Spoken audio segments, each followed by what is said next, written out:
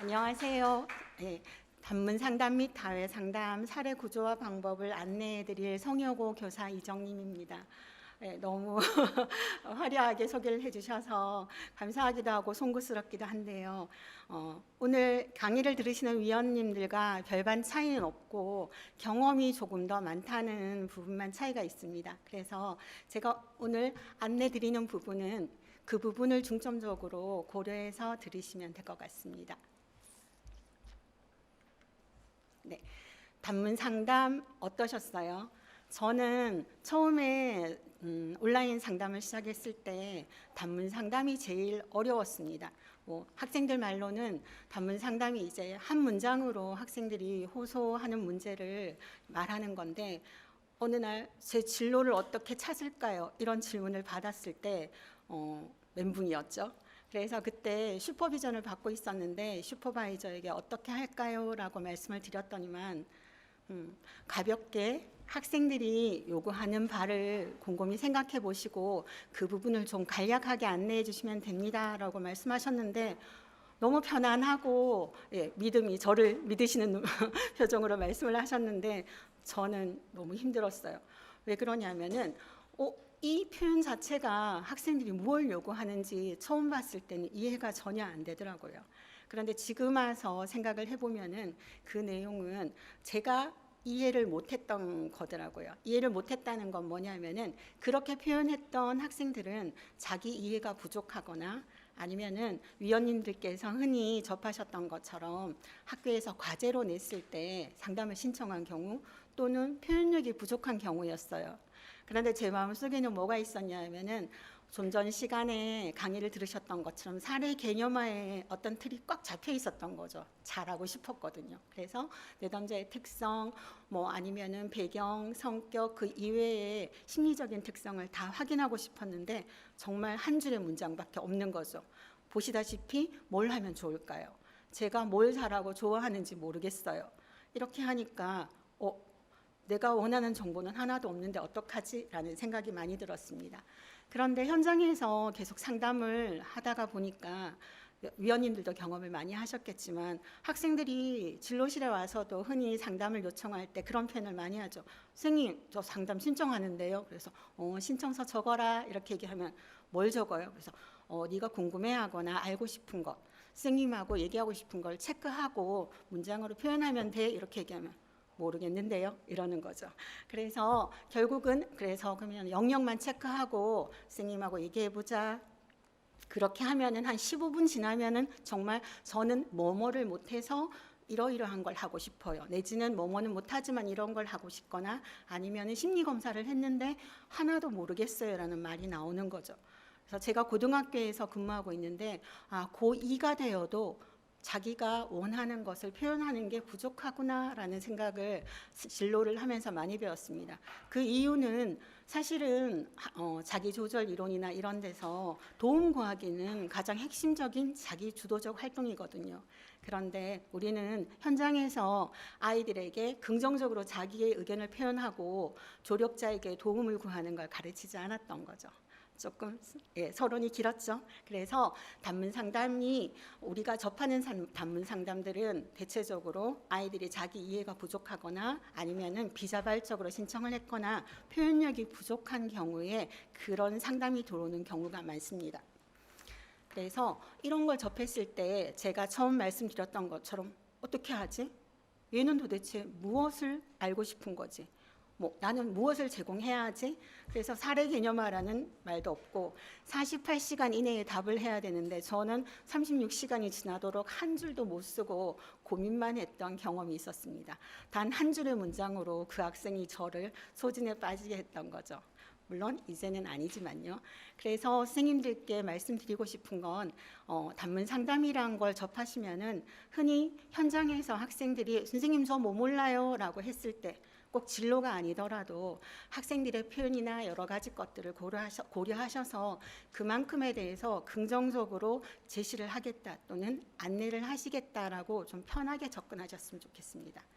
지금 화면에 보이는 건 제가 이 단문 상담과 다얘기 상담 안내에 대해서 의뢰를 받은 뒤에 한번 쭉 공개 상담을 훑어봤는데요. 정말 재밌는 내용이었어요. 제목은 뭡니까? 하라고 해서 하는 상담. 원래였죠. 그리고 상담의 내용은 진로 상담입니다. 그래서 답변을 받거든요. 이미 많이 보셨죠? 굉장히 현명하게 저는 답변을 했다고 생각해서 꼭 공유하고 싶었었는데요. 충분히 인사하시고, 그리고 학생이 과제로 왔지만은 그 이유에 대해서 명확하게 짚어주셨고요. 특별히 평가하거나 그러신 건 아니죠. 그냥 있는 그대로 말씀하신 다음에 지금은 상담할 내용이 없지만은 이런 기회가 학생들을 가졌다는 것은 그 이후에 좀 더 구체적인 진로 탐색으로 이어질 수 있기 때문에 그런 기회를 맞이했다는 것을 잘 안내해 주신 것 같아요. 물론 지겹지 않도록.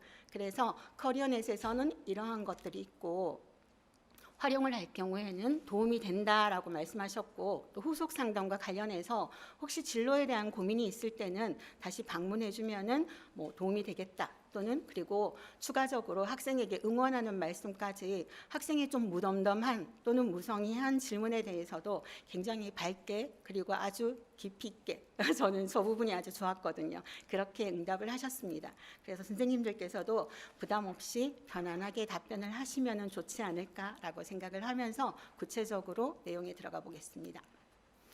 단문 상담일 경우에는 흔히 모든 상담이 다 그렇기도 하지만은 깊이 있게 학생들과 만남을 가지게 되면은 그 내면이나 여러 가지 맥락들을 고려하게 되겠지만은 주어지는 문장 자체가 한 문장 내지는 몇 개의 단어로 되어 있다면은 굳이 내담자의 어떤 잠재된 문제까지 고려할 필요는 없을 것 같습니다. 도리어 선생님들의 많은 고민이 내담자가 고민으로 인해서 작성된 답변이 내담자가 이건 내가 원하는 게 아닌데 라는 어떤 다른 생각을 하게 할 수 있으니 드러난 문제에 깔끔하게 접근하시는 게 훨씬 더 긍정적인 답변이라고 생각을 합니다. 그래서 개입 원칙은 내담자가 언급한 정보에 근거한 접근을 하는 것, 그리고 짧지만은 내담자가 자신의 문제를 파악할 수 있도록 조력해 주는 겁니다. 이미 잘 알고 계시겠지만 진로 상담이라는 것은 학생들이 자기 주도적으로 진로 문제를 해결하고 그리고 진로 역량을 키우는 것을 목표로 하고 있고, 상담자의 활동은 안내를 해주고 즉 가이드를 해주고 조력하는 것이지 결코 내담자를 끌고 가는 건 아니니까요. 그래서 여러 가지 답변을 할 때 조력을 해주시겠다는 어떤 생각을 가지시고, 그리고 특히 내담자의 발달 특성을 고려한 답변을 구성하시는 게 좋습니다. 이후에 여러 예시에서 나오겠지만은 초, 중, 고가 다른 학교급별 어떤 발달 특성도 있고, 그리고 연령대가 조금 올라가더라도 내담자가 충분히 진로 발달이 이루어지지 않은 경우에는 그 수준에 맞춰서 답변을 해주시는 게 좋겠죠. 그리고 당연히 단문 상담이더라도 물은 것에 대해서만 딱 짚고 넘어가는 게 아니라 다른 가능성, 다른 시도, 다른 실천에 대해서도 가능한 방법이 있다는 것을 안내해 주시는 것이 좋습니다. 그래서 내담자에게 필요한 정보를 끌어내는 후속 상담을 진행하는 것이 바람직합니다. 일반적으로 단문 상담의 유형은 짧기 때문에 자기 이해, 그리고 진로와 직업 정보, 진로 의사결정 또는 성적이나 학습에 대한 고민이 많습니다. 공부 잘하고 싶어요? 이렇게 한 문장으로 질문을 하는 경우도 꽤 있었습니다. 하나씩 내용을 살펴보면은 자기 이해는 대표적으로 한 문장으로 요약이 되는 것 같아요. 전 뭘 잘하고 좋아할까요? 이렇게 묻는 거죠. 그래서 이때는 선생님들, 위원님들께서 잘 아시는 것처럼 자기 이해에는 충분한 시간, 그리고 그 시간 안에서 단계별로 진행되는 노력들이 필요하잖아요. 그래서 이러한 것들을 내담자의 어떤 발달 수준에 맞춰서 차곡차곡 안내를 해주시면은 굉장히 좋은 단문 상담 답변이 될 것 같습니다. 초등 같은 경우에는 진로 인식이 진로 목표겠죠. 그리고 중학교 같은 경우에는 진로 탐색, 고등학교 같은 경우에는 진로 설계가 최종적인 목표입니다. 그래서 전반적으로 내담자에 대한 구체적인 정보가 없을 때는 일반적인 진로 성취 목표에 기준을 두고 답변을 하시면 좋겠습니다. 자, 그럼 학생들이 또는 내담자가 이렇게 질문을 했을 때 어떻게 답변을 하면 좋은지 초, 중, 고 나눠서 한번 확인을 해보겠습니다. 초등학생입니다. 예, 붉은 글씨가 좀 보이시나요? 그래서 분홍색이군요. 예, 저 같은 경우에는 칭찬을 먼저 많이 합니다. 한 문장인데 그쪽에서는 무덤덤하게 던졌는지 아니면 표현을 하지 못해서 던졌는지 알지 못하기 때문에 가능한 한 표현력이 좀 부족할 수 있겠구나, 아니면은 뭔가 말은 하고 싶은데 시간이 없었겠구나 생각을 해서 칭찬을 좀 많이 하는 편이에요. 그래서 초등학교 같은 경우에는 진로 목표에 맞춰서 지금 이런 고민은 진로의 어떤 중요성을 인식한 거기 때문에 굉장히 좋은 거다라고 얘기를 하고, 그리고 특히 이런 자기 이해는 시간이 걸리는 부분이잖아요. 그래서 이해, 의지, 노력, 시간 이런 표현들을 좀 부드럽게 중간중간 표현을 하는 편입니다. 그래서 초등 같은 경우에는 경험치를 높여라 해서 발달 수준에 적합한 표현을 하는데 저 경험치만 높이세요라고 짧게 답을 하면은 내담자들이 좀 이거 뭐지 하는 수가 있어서 구체적으로 예시를 들어주는 거죠. 학교 수업에 즐겁게 참여하면은 확인할 수 있고, 그리고 친구와의 놀이라든지 취미 활동을 통해서도 알 수 있어요라고 그 발달 수준에 맞는 설명을 하게 됩니다. 그리고 앞서서 설명드렸던 것처럼 자기 이해에는 시간과 단계, 어떤 과정들이 충분히 필요하기 때문에 이러한 것들이 한 번으로 끝나는 게 아니다라는 걸 표현하고 싶었습니다. 그래서 처음에는 서투른 게 정상이고 한두 번 하고 그만두지 마 이렇게 말을 하고 싶은데, 그래도 상담이고 긍정적으로 자기를 인식하게 하고 노력하는 어떤 실천으로 이끌어야 되니까 여러 번 활동을 해보고, 그리고 잘하고 싶어하는 마음이 더해지면은 분명히 알 수 있다라는 표현을 하고, 초등이니까 좀 예쁜 표현을 많이 합니다. 말을 좀 해보는 편이에요. 다 쓰고 난 다음에 포인트가 되는 부분에 제가 읽어보면서 좀 하는 편입니다. 중학교로 가면 조금 덜 하겠죠. 그래서 중학교 같은 경우에는 다양한 경험을 하는 게 가장 좋잖아요. 똑같이 칭찬은 합니다. 너의 특성에 대해서 이해했다는 것은 진로 결정의 중요한 기준이 무엇인지 알았다는 거야 라고 얘기를 하면서 배경에 맞추어서 자유학기제 활동을 하면서 네가 확인한 것들을 한번 점검해 보면 어떨까, 이 표현을 먼저 하게 되고, 마지막에는 자유학기제나 이런 것 말고 아니면 그 과정에서 선택하지 않은 경험도 좀 확장을 해서 너를 좀 폭넓게 이해했으면 좋겠어 라고 얘기를 합니다. 그리고 중학생 같은 경우에는 제가 경험해 본 바로는 자기가 말했던 것에 대해서 이렇게 기준치를 잡는다고 하나요? 어떤 측정을 하는 게 좀 쉽지 않아 보였어요. 그래서 보기 보면 점수가 있죠. 예를 들어서 제빵 수업을 했으면은 내가 느낀 흥미는 3점이야. 아니면은 잘하는 정도는 2점이야. 이렇게 표시를 해서 표 하나를 만든 다음에 그런 것들이 쭉 연결이 되면은 나중에 진로 심리 검사라든지 아니면 스스로 총점을 내면서 내가 무엇을 좋아하고 잘하는지 확인하도록 안내하는 편입니다. 이제 고등학생이죠. 아무래도 이때는 심화된 자기 이해 방법이 필요하고, 고등학교 교사인 제 입장에서 생각했을 땐 아직도 모르면은, 특히 올해 같은 경우에는 고교 학점제가 있으니까 곤란한데 5월, 6월 가면은 이제 진로 방향을 정하고 진로 선택 과목을 설계를 해야 되니까요. 그래서 이런 표현을 많이 하죠. 자기 이해가 지금 꼭 필요하다. 그래서 그게 전제가 될 때 진로 방향 설정도 구체적이 된다라고 해서 너 왜 안 했니? 아니면 지금 얼른 해야 돼라고 재촉을 하면 좀 불안하니까 지금 꼭 필요한 활동이다, 잘하고 있다라고 좀 부드럽게 제안을 하는 편입니다. 그래서 여기 보면은 1, 2, 3, 4 내용이 나와 있죠. 이러한 것들은 이제 평소에 위원님들도 많이 보시는 정보에 있는 자기의 경험과 활동, 그리고 주변의 타인, 그리고 활동 내에서 특히 고등학교 같은 경우에는 교과 활동에서 자신의 특성을 확인하는 경우가 굉장히 많아요. 그래서 상담하시거나 일선에서 상담을 하실 때 보면은 교과 세부 특기사항에서 학생의 강점을 뽑아낸 다음에 학과 선택으로 연결하는 경우도 많거든요.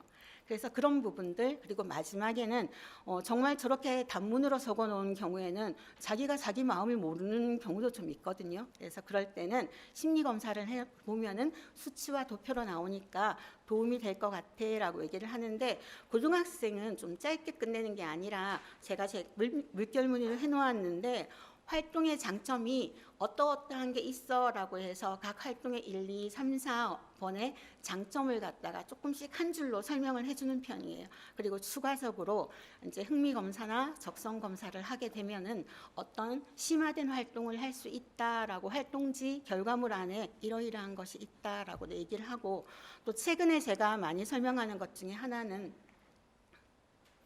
학생들의 이제 고등학생 같은 경우에는 가치관도 참 중요한 것 같아요. 그래서 가치관 검사를 만약 안 했다면은 이런 것을 통해서 자신의 어떤 특성을 좀 입체화해 보라고 표현을 하게 되면은 학생들이 좀 더 자기 이해의 방법에 대해서 긍정적으로 이해하는 것을 볼 수 있었습니다. 그리고 추가 상담으로 이어지는 경우도 많았고요. 과제라고 우리는 흔히 얘기하지만 학생들에겐 편하게 접근할 수 있는 어떤 행동의 수칙 또는 실천할 수 있는 작은 것들을 제공을 하고, 또 성공을 하게 되면 다음에 또 칭찬하고 하나씩 하나씩 이렇게 단계별로 살짝 이끌어가는 그런 재미가 있는 게 또 온라인 상담이 아닐까 하고 생각을 합니다. 이제 두 번째죠. 이렇게 물으면은 답변은 하기 쉬운데 답변을 어떻게 해야 그냥 정보만 주면 되나 하는 생각도 저는 초반에 했었는데요. 이제 최근에 와서는 고민을 많이 하는 게, 내가 정보만 주게 되면은 이 아이들이 이제 어떤 습관적으로 묻는다고 해야 되나요? 이거에 대한 정보 알려주세요. 저거에 대한 정보 알려주세요. 뭐는 어떻게 하면 되나요? 이렇게 짧은 기간에, 아니면은 뭐 학교 과제나 이런 것들을 묻는 경우가 있어요. 그럴 때는 스스로 찾을 수도 있는데 하지 않았다면은 의존적 경향이 조금 있을 수도 있겠네라고 생각을 하지만은 표현은 물론 하지 않겠죠. 그래서 이런 내담자들에게는 진로 탐색 능력을 강화해야 되겠구나라고 생각을 하고 정보원은 소개를 합니다.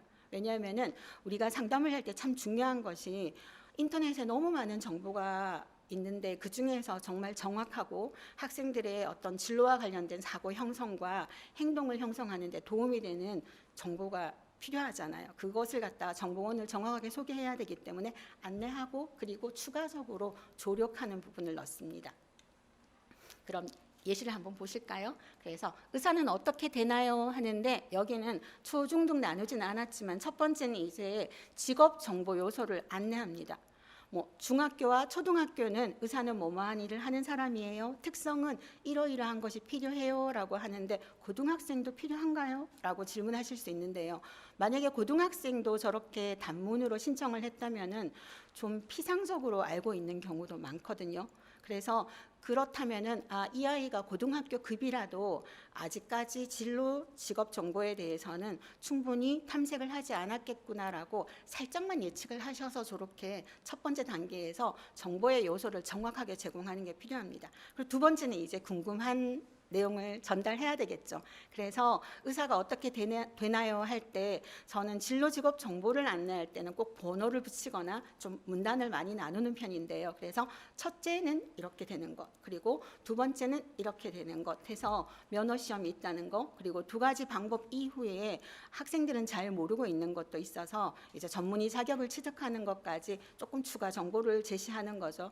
이까지 왔다면 어떻게 해야 되겠어요? 학생들의 아니면 내담자의 어떤 자기 주도적인 진로 탐색을 위해서 정보원을 제시를 하고, 그리고 이 안에서 클릭만 주면 안 되니까 이 안에서 내담자의 어떤 특성과 비교할 내용들을 갖다가 한마디씩 이렇게 해주는 거예요. 본인의 적성과 잘 맞는지, 흥미와는 어떻게 되는지, 의사에게 필요한 가치관은 이러한 것들인데 본인의 가치관과는 어떻게 연결이 되는지 꼭 확인해 보세요 라고 해서 활동을 할 수치까지 함께 주는 겁니다. 그리고 이제 진로 의사결정인데요. 사실은 우리가 자기를 이해하고 그리고 직업 정보를 다 탐색한 다음에 우리가 희망하는 거는 내담자나 아니면 학생들이 진로 의사결정을 자기 주도적으로 잘 하기를 원하잖아요. 그래서 이 부분은 조금 단문이더라도 공을 들인다고 해야겠죠. 그래서 조금 더 정성을 담는 게 꼭 필요할 것 같습니다. 그래서 진로 의사 결정에서 우리가 가지는 비합리적 신념이, 학생들이 흔히 가지는 비합리적 신념이 뭐냐면은 완벽한 진로 선택이 있다는 거예요.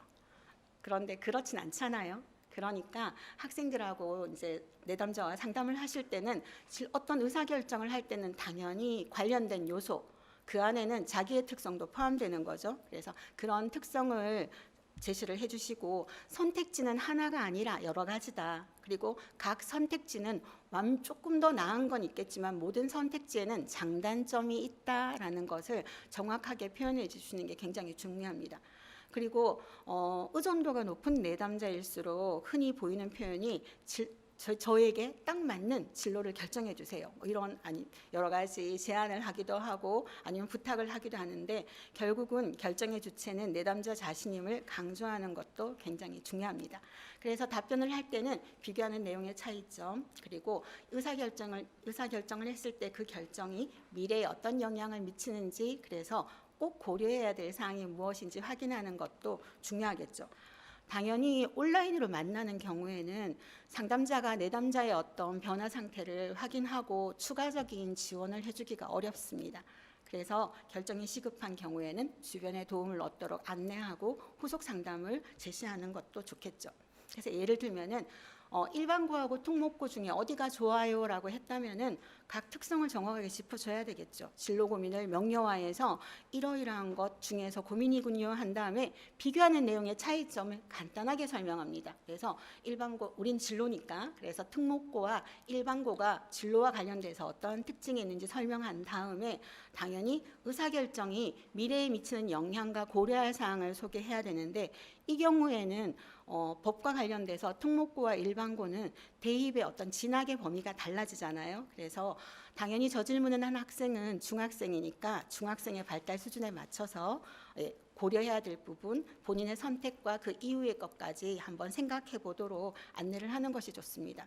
그럼 이제 어떻게 해야 되겠어요? 결정이 시급한 혹시 경우가 있을 수 있으니까 어디에 가야 되는 것뿐만 아니라 후속 상담을 안내해야 되겠죠. 진로 의사 결정은 한 번으로 끝나는 것도 아니고 여러 단계를 거치는 것이 바람직하니까요. 그래서 이번 상담에서 이렇게 간단하게 안내를 했지만은 다음 상담에서는 앞서서 이렇게 바탕을 깔아 놓은 거죠. 그래서 대학 진학이나 졸업 후 희망 진로 분야와 연계를 해서 고등학교 진학에 대해서 함께 나누면 좋겠다라고 후속 상담을 안내하기도 합니다. 자, 그럼 이제 마지막으로 단문 상담 유형별 개입 전략에서 성적 및 학습 방법이죠. 네, 공부 잘하고 싶어요. 저도 잘하고 싶습니다. 가이드라인은 많은 경우에 이렇게 했을 때 제가 찾아본 내용 중에서 조금 내담자가 힘들다고 생각했던 것은 공부에 관한 모든 정보를 다 주는 경우인데요. 그런 경우에는 정보의 양이 넘쳐나면은 내담자가 다 읽지 않거나 자기 걸로 흡수하는 경우가 좀 적겠죠. 그래서 공부의 어떤 기본을 정확하게 안내를 하고 그리고 개인의 어떤 학습 성향이나 아니면 구체적인 학습 방법은 스스로 찾도록 안내를 하는 게 좋습니다. 그래서 학습의 기본, 현실에서 도움을 받을 수 있는 관련 정보원 이런 것을 제시하면 좋겠고 특히 한마디라도 내담자는 다 표현하지 않았지만은 혹시 이러이러하게 공부를 방해하는 요소가 있을 수 있다라는 것도 살짝 짚어주시면은 내담자가 자신의 학습에 대해서 구체적으로 생각할 기회를 제공할 수 있습니다. 예시를 보실까요? 그래서 이 부분은 질문을 명료화해서 학교 시험에서 좋은 성적을 얻고 싶다는 표현이죠 라고 했던 부분은 제가 학습의 기본을 제공하고 싶어서였습니다. 그래서 학습의 기본이 학생인 경우에는 예습 그리고 수업 복습이잖아요. 그래서 수업을 말하고자 한다면은 저 내용이 카테고리를 좀 정해야 되기 때문에 일부러 조금 첫 번째 넣었고요. 그래서 어느 시기건 습관이 굉장히 중요하다. 지금 잘하면은 이후에도 도움이 된다는 메시지를 줘서 3가지 단계를 제시했습니다.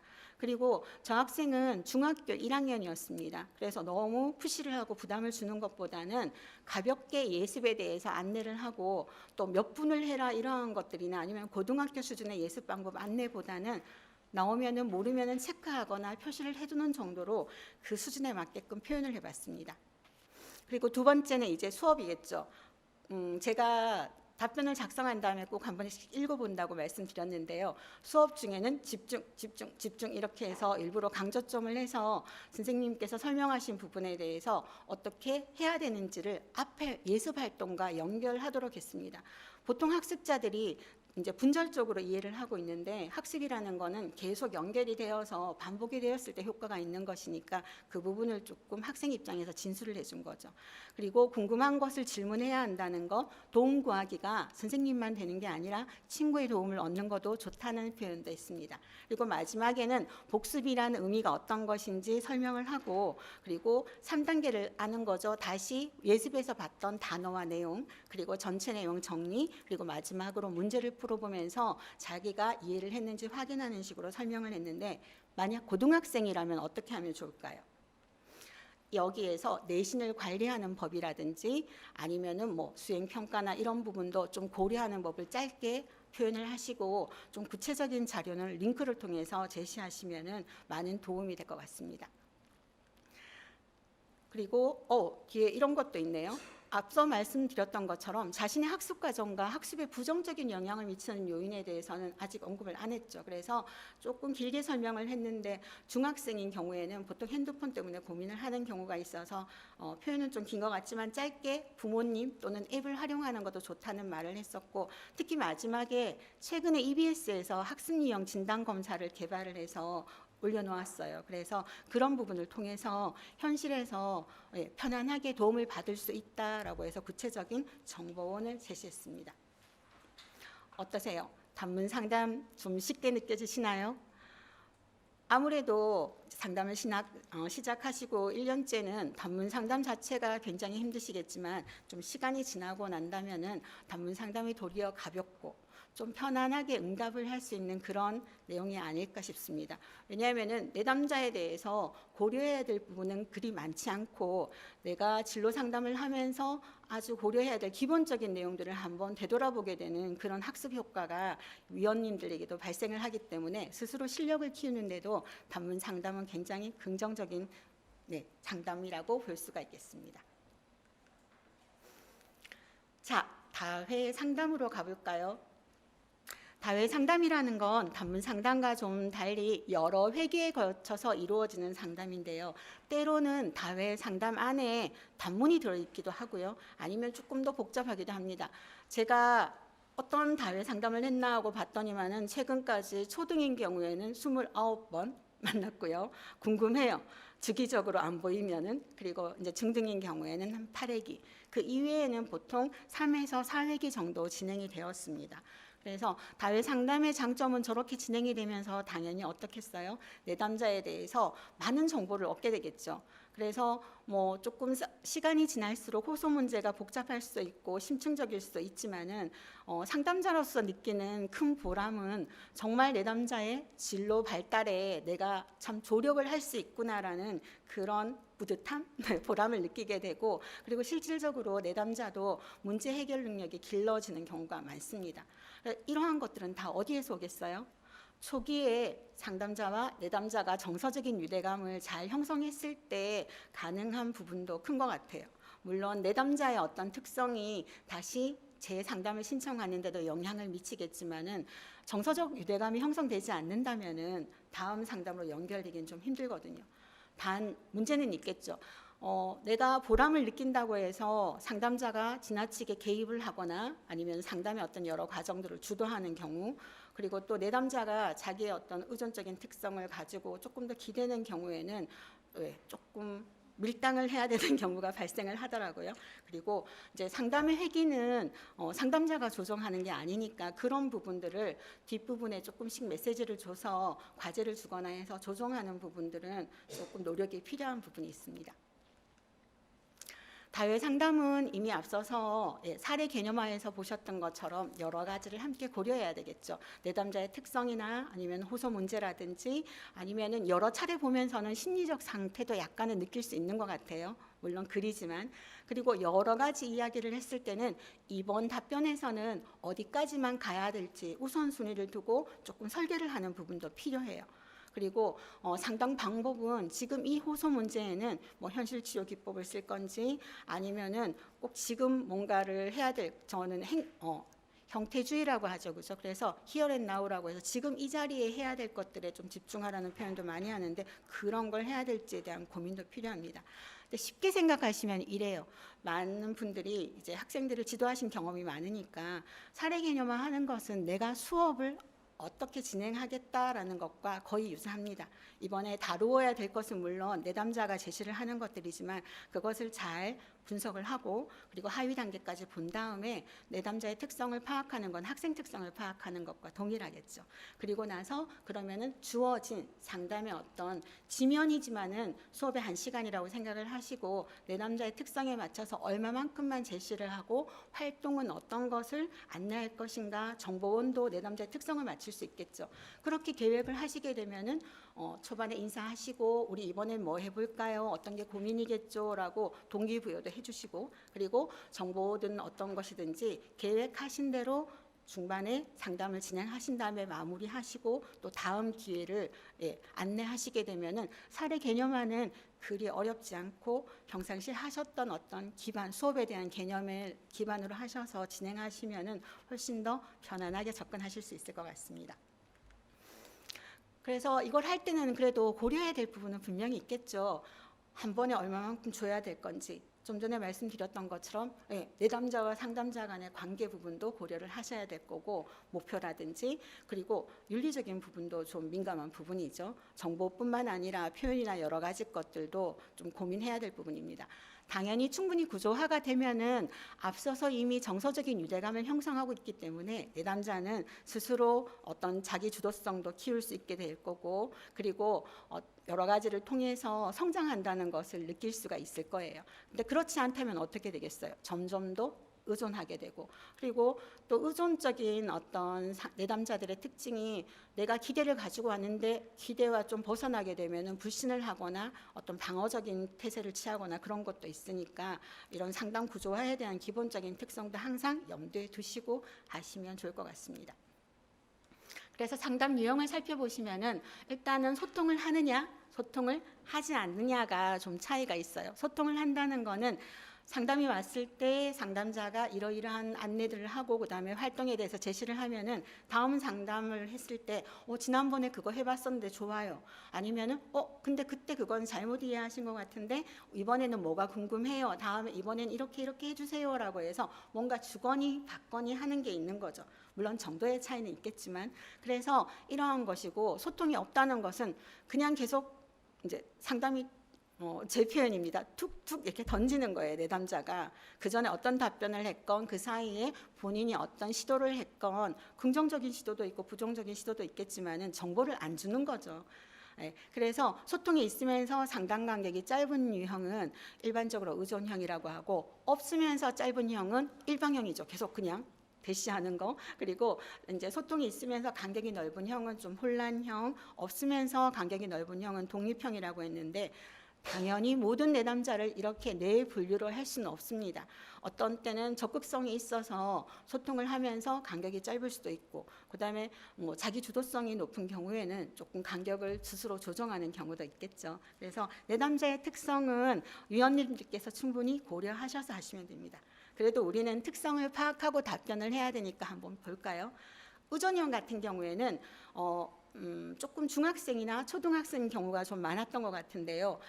의사결정 유형에서도 우리가 흔히 왜 다른 사람이 요구하는 것에 쉽게 동조하는 유형이라고 볼 수 있는데 독립된 의사결정을 못하고 그리고 상대방의 반응, 특히 상담자가 칭찬을 하거나 이런 것을 통해서 나의 가치를 확인하거나 안정감을 얻거나 이런 경우가 좀 많아요.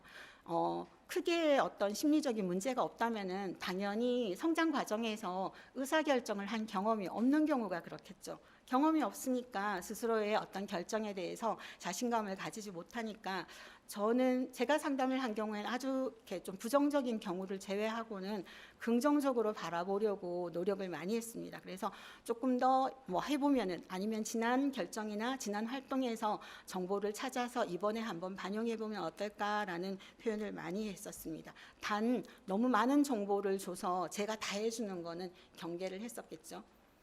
답변 전략 같은 경우에는 방금 말씀드렸던 것처럼 스스로 문제 탐색하고 해결할 수 있도록 하는데 그 문장의 정도에 따라서 조금 강하게 갔다가 다시 조금 약하게 오기도 하고 이렇게 설명을 했습니다.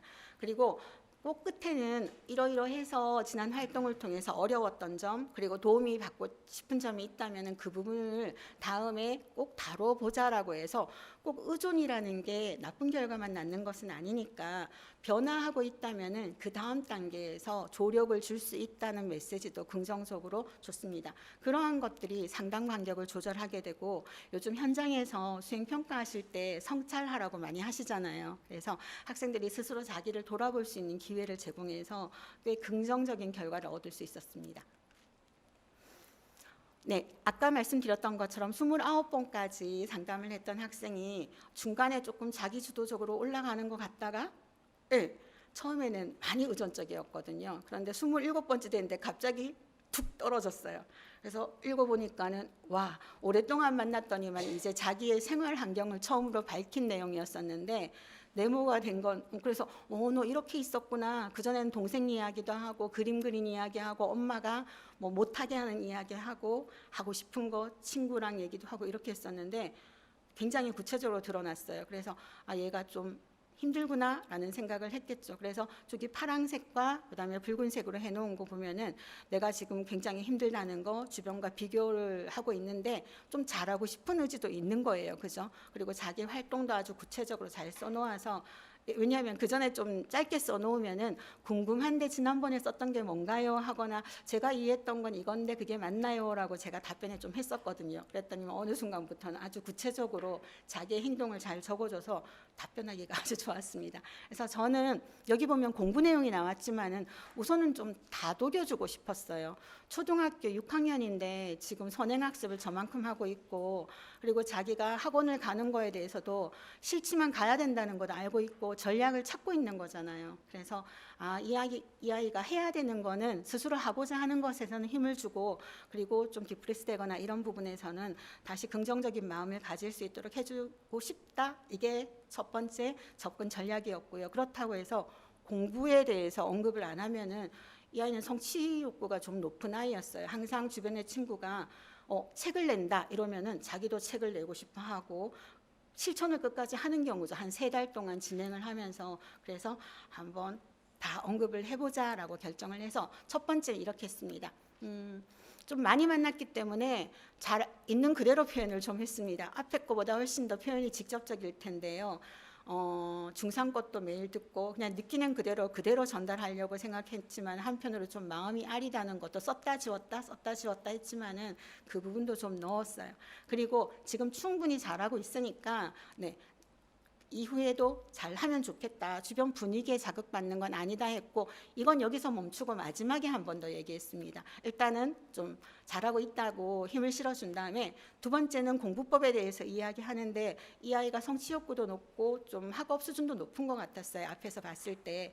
그래서 모든 걸 다 다룰 수는 없겠지만은 과학하고 수학만 안내한다고 해서 상담 간격도 조정하고 우선적으로 빨리 해결하면은 자존감을 높일 수 있는 거를 먼저 다루었습니다. 그래서 과학 이론 공부에서는 다획이라서 정보가 많죠. 내담자에 대해서. 그래서 일단은 콕 집어주는 거는 모든 상황이 너의 기준에 맞출 수는 없어. 이게 보통 중학교, 이제 초등학교 6학년 중학교 올라가면 아이들이 불평이 많잖아요. 왜 이건 이래요? 저건 저래요? 해서 그 부분은 이제 서로가 그런 말을 해도 될 정도니까 짚어준 다음에 본인이 가진 자원 중에서 강점을 활용하도록 해줬어요. 이 아이가 상상력이 되게 좋거든요. 뭐든지 그림으로 표현도 잘하고. 그래서 이제 과학 이론 수업을 들으러 가는데 한번 상상을 해봐라. 그럼 훨씬 즐거울 거다라고 얘기를 했었고 이전에 출판도 했기 때문에 어떤 내용을 하면 좋을지 소재에 대해서도 지난 교육방학 동안 고민을 했기 때문에 하나 좀 추가하라고 긍정적으로 또 이렇게 칭찬을 해줬죠. 실제로 할지 안 할지는 모르지만 제 기대는 나중에 노트 정리를 잘하는 쪽으로 갔으면 좋겠다라고 생각합니다. 그리고 두 번째 수학은 고민을 좀 많이 했어요. 그래서 수학생님께도 가보고 얘가 초등학교 6학년인데 선행을 이만큼 했어요 라고 말씀을 드리면서 어떤 부분을 짚어주면 좋을까요 하니까 아무래도 전문가시니까 진도를 많이 나가는 것에 집중하지 말고 진짜 실력을 기르는 방법을 안내하면 좋겠다라고 말씀을 하셔서 나름대로 막 뒤져가면서 이제 구체적인 목표, 진도 나가는 얘는 몇 강을 듣는지만 생각을 하고 있어서 그렇지 않고 기본과 심화를 하는 방법, 그리고 또 새로 아이디어를 내서 그래프를 여러 종류별로 많이 그려보게 되면은 아무래도 아이의 수학적인 사고 능력이 늘어나니까 나중에 고등학교 때 하거나 그러기보다는 지금 좀 여유가 있을 때 할 수 있도록 좀 독창적인 학습 방법을 안내를 했습니다. 그리고 나서 이제 마무리하면서 굵은 글씨도 했죠. 빠른 시작과 좋은 결과가 같은 의미가 아니다. 이전에 판사도 이야기했었고 또 여러 가지 이야기를 많이 했기 때문에 무언가를 제대로 하는 데는 충분한 시간이 필요하다 해서 성찰의 기회를 부여를 했었고 다시 처음하고 똑같이 지금 충분히 앞서가는 것도 고민하고 있었잖아요. 그래서 이미 앞서가고 있는 부분이니까 짧게, 그래서 흔들리지 말고 열심히 즐겁게 단 차근차근 공부하세요라고 언급을 해줬습니다. 또 다시 좀 자기 주도성이 높아지기를 기대하고 있습니다. 두 번째는 이제 일방형이죠. 간격은 짧은데 소통이 없는 경우에요. 그래서 단기간에 여러 차례 상담을 반복적으로 신청하는데 뭔가 변화가 없어요. 그러니까 제가 이야기한 것에 대해서 이 내담자 같은 경우에는 실천을 해보거나 그런 것들이 없다는 거죠.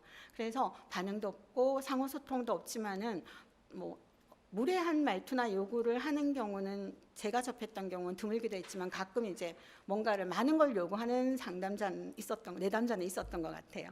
그래서 어떻게 했냐면은 그렇다고 해서 저도 툭툭툭 던질 수는 없는 거잖아요. 왜냐하면은 위원님들하고 제가 상담을 하는 이유는 내담자의 어떤 진로 성숙도를 높이고 그리고 자기 주도적인 문제 해결 능력을 키우는 거니까요. 그래서 필요하다. 지난번에 했던 건 어떻게 했는지 한번 확인해 보자라는 메시지도 주는 게 필요하고 여러 가지를 적었다면 그중에 가장 우선순위가 있는 것을 먼저 답변하는 거죠. 그리고 Q&A식으로 뭔가 정보를 요구하는 경우에는 당연히 어떻게 하면 좋겠어요?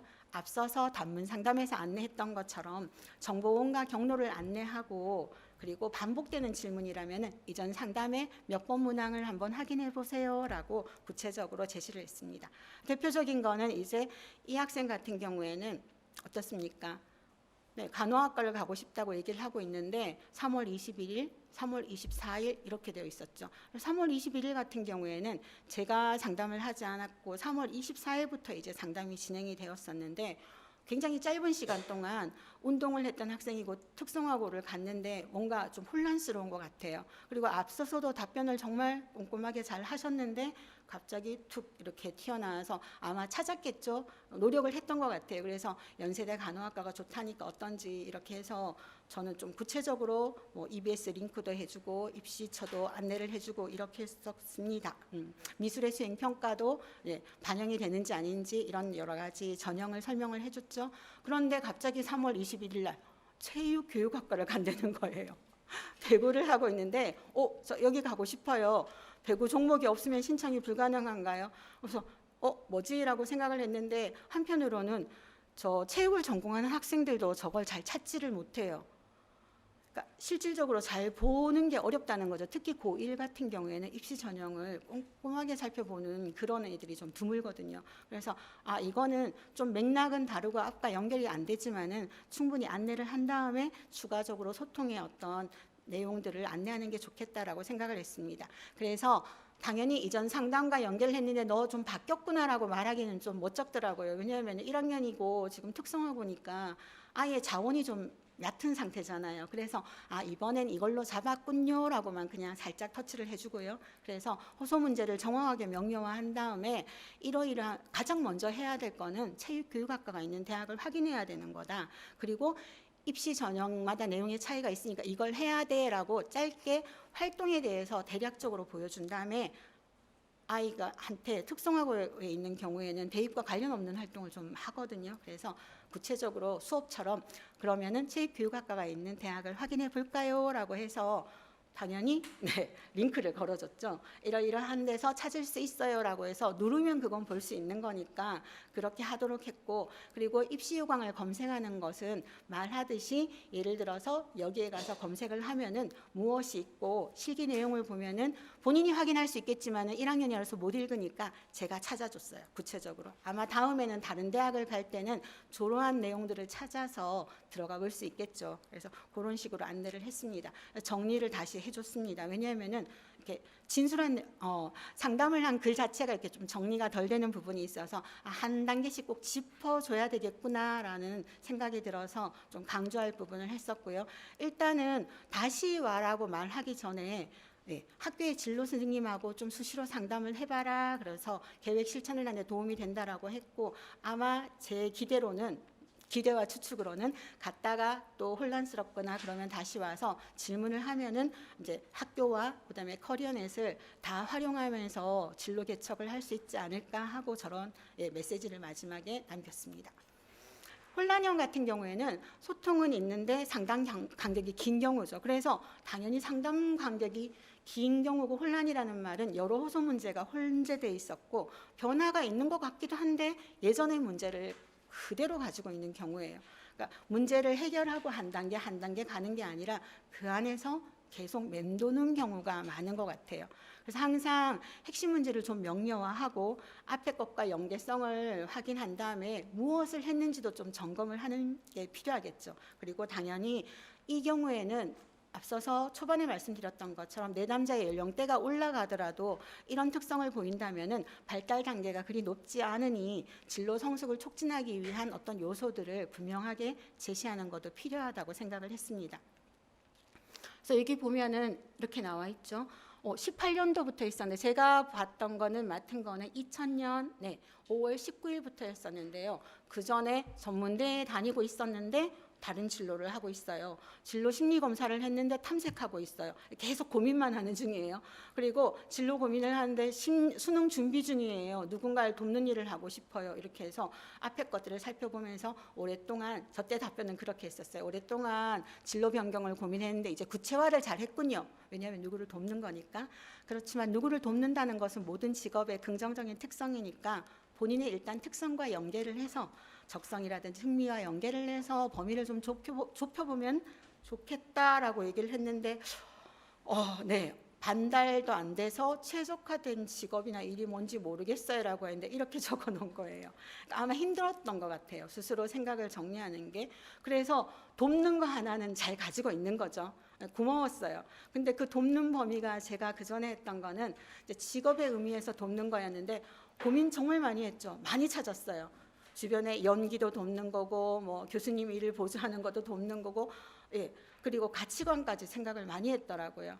칭찬은 해주고 싶었는데 또 아유 큰일 났네라는 생각도 들어서 조금씩 짚어주자, 좀 뭔가 직면을 하게 해주자라고 생각을 했습니다. 한 번은 정리하는 어떤 터닝 포인트가 있어야 될 것 같아서요. 그래서 어떻게 됐냐면요. 여기 뒤에 가면 또 이제 진로 상담에 의지할 수밖에 없다고 약간 의존적인 특징도 보이고 내용이 굉장히 많죠. 그래서 전형적인 혼란형이구나라고 생각을 했고요. 그래서 보면 이렇게 했습니다. 어떤 이때까지 이전 회계에 연결되는 부분을 언급한 다음에 저기 파란 부분 보면은 이제 위에는 본인이 정리를 못하니까 제가 활동과 직업을 하나하나 그냥 편안하게 이제 연결을 했어요. 그런데 이렇게 연결하고 나면은 실질적으로 진로 결정을 할 수가 없잖아요. 그래서 단순히 연결하는 것만 가지고는 이제 진로 결정을 할 수가 없다라고 직면을 하도록 했습니다. 그리고 좀 더 추가적인 활동이 필요하다라고 해서 좀 단순하게 안내를 해줬습니다. 다음 회계는 좀 이런 걸 진행하고 오면 좋겠다는 그런 것도 했고요. 그리고 직업 가치 번호를 붙여줬죠. 처음에는 남을 돕는 일에 대한 정리를 해서 1번이라고 붙여줬고 두 번째는 가치관에 맞는 직업이라는 표현을 해서 모든 가치관을 다 고려하는 직업은 없으니까 일반적으로 전문직을 고려하고 있는데 그거를 좀 수능과 연결을 했어요. 왜냐하면 수능 준비를 하고 있다고 했는데 실질적으로 바뀐 수능의 개념이라든지 제도나 이런 것들은 아직 고려하고 있지 못해서 아마도 이렇게 진행이 되게 느린 어떤 내담자이지 않을까 해가지고 필요한 부분을 갖다가 같이 연결을 해서 전문직을 되게 좋아한다면 이 부분도 해야 된다라고 제시를 했습니다. 그리고 구체적으로 국어와 영어에 대해서도 한 번씩 조금씩 터치를 해줬는데 다음에 어떤 부분을 잡고 오면 이제 그 부분부터 다시 혼란한 것들을 정리해서 한 단계씩 좀 올라갈 수 있도록 해야 되겠죠. 그리고 이 표현도 했어요.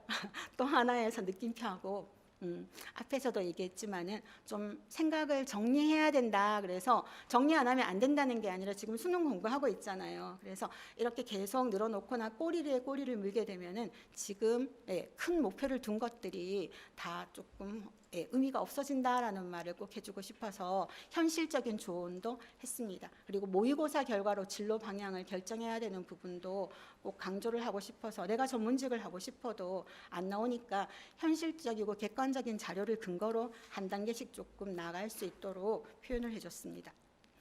어떠신가요? 답변을 할 때 참 힘들었는데 지금 보니까 좀 부족한 부분도 있는데 이제 위원님들께서는 또 이런 답변을 접하셨을 때 위원님들만의 강점을 살리셔서 좀 더 내담자에게 도움이 되는 답변을 하시면 좋을 것 같습니다. 마지막에 독립형 같은 경우에는 오기는 오고 이전 회기에서 계속 누적이 되는 건 있는데 한 회기씩 오는 상담과 비슷한 거예요. 그래서 독립회기로 접근을 하게 되고 일반적으로 잘 알고 계시는 사례 개념화를 통해서 어떤 상담을 진행하실 수 있습니다. 단 커리어넷에서 의지를 하고 계속적으로 본인이 필요한 정보를 얻어가고 그러는 과정이니까 아무래도 상담자가 내담자에 대해서 지속적으로 관심을 가지고 있고 조력할 의지가 있다는 것들을 좀 표현하는 게 좋겠죠. 그래서 이 분 같은 경우에는 중학교 분 아니고요. 중학생이었고요. 쭉 이렇게 연결돼서 왔었죠. 그래서 예전에는 이제 중학교 들어간 다음에 이렇게 했었고 최근에는 이제 고등학교 진학을 앞두고 있는 그런 상태입니다. 중간에 상담 내용이 다 달라요. 왜 부모님은 기술을 배우라고 하죠? 뭐 이런 내용도 있었고요. 최근의 내용은 또 다른 내용인데 의사결정과 관련된 내용이었어요. 앞에 봤던 것과 좀 유사하겠죠. 중학교 졸업을 앞두고 인문계 고등학교로 이미 결정을 했는데 좀 구체적으로 잘 뭔가 고민을 하고 있는 것 같아요. 남고 그리고 남녀공학 그리고 성적에 대한 고민들 뭐 이런 진학과 관련해서 고민을 하고 있길래 자세히 살펴보면은 어떤 특징에 대해서 우리가 의사결정을 할 때는 조건이나 요소를 여러 개 살펴봐야 되는데 좀 부정적인 것만 좀 보고 있잖아요.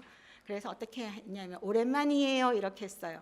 왜냐하면 알고 있어 반가워 이렇게 해야 되니까 뭐 반가워 또는 오랜만이에요 라고 한 다음에 잘했던 부분도 표현을 좀 해주고 싶었어요. 그런데 뭐 특별히 그런 건 아니니까 인문계 고등학교로 진로를 결정했군요. 진학을 결정했군요. 그래서 지난번에 이야기 나눈 기술을 배우는 것에 대한 개념을 잘 정리하고 인문계고로 진학을 결정한 거겠죠 라고 한 번 더 연결을 해봤습니다. 그 다음에 어떻게 됐는지도 모르겠고 이러니까 그리고 인문계를 간다고 해서 기술을 배우지 못하는 법은 없으니까요. 그런 다음에 호소 문제를 한번 명료화한 다음에 관점 변화를 해야 된다는 점을 좀 암시를 했어요. 왜냐하면 지금은 약점의 점수를 다 이렇게 약점만 얘기하고 있기 때문에 그게 큰 차이가 없을 것 같은 경우예요.